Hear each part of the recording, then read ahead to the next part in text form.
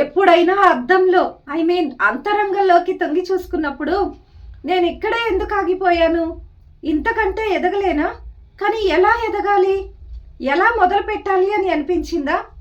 నాకు కూడా అలాగే అనిపించేది. ఎన్ని ప్రయత్నాలు చేసినా ఫలితం శూన్యం.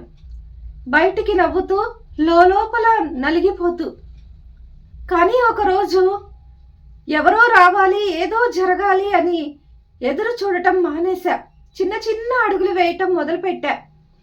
పరిపూర్ణత లేకపోయినా ముందుకే అడుగు వేశా. ఒక్క రోజులో బలంగా మారలేదు, కానీ ఒకే చోట నిలిచిపోవటానికి నా మనసు అంగీకరించలేదు.